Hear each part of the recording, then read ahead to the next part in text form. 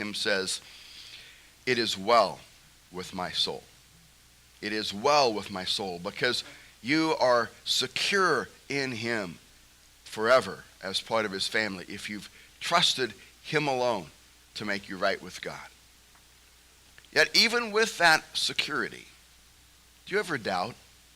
Don't have to answer, but do you ever find yourself wondering, God, what are you doing? God, why did you allow that to happen? God, how can this be part of your plan? Do you even have a plan? And is it really a good plan? We were talking about doubts like that at our pastor's prayer meeting this last Tuesday. Meet monthly with a group of pastors from our association in this area here, the Salem, kind of the Valley area. And we don't just pray, we talk about a lot of things in ministry. And we were talking about prayer before we went to prayer that afternoon. And one of the guys asked this question, or actually made an observation and then asked a question. He observed that, at least to him, it seemed like most prayer requests that people give in our churches don't deal with anything more than the physical needs. Generally speaking, things like health problems or maybe financial difficulties. But that's often about as far as it goes. And he wondered, why don't we deal in prayer? Why don't we share in prayer about spiritual needs, specifically things like dealing with doubt? And he asked, why do people feel less comfortable in that, sharing about spiritual needs like doubt? Well, our conclusion, as we talked about it, was that people don't bring up doubt or other needs like that because they fear being shamed. They're afraid that maybe they're the only one who struggles with doubt, or at least that they're the only one who's willing to admit it.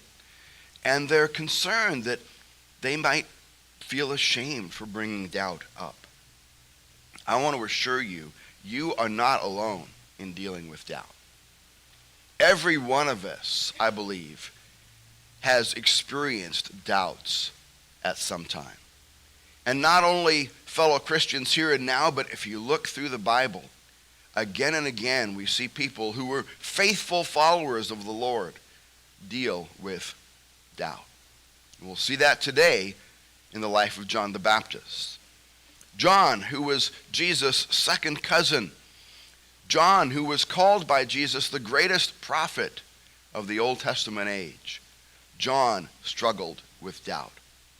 And so if you struggle with doubt at any place in your life, at any point in your life, if you're dealing with doubt, you're in good company. You are not alone. And there is nothing to be ashamed of in dealing with doubt. And Jesus is there for you.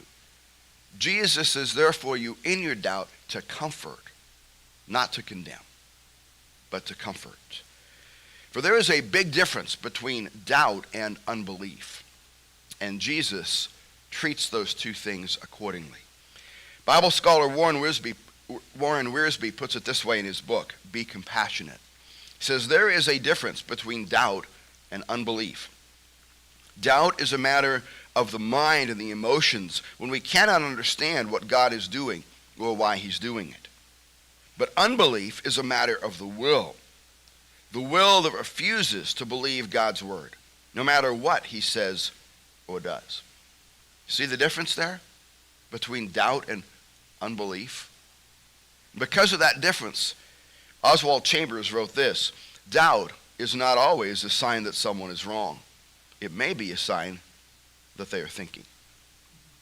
When you're thinking about life, it's going to raise questions, and that can cause doubt, but that is very different than unbelief.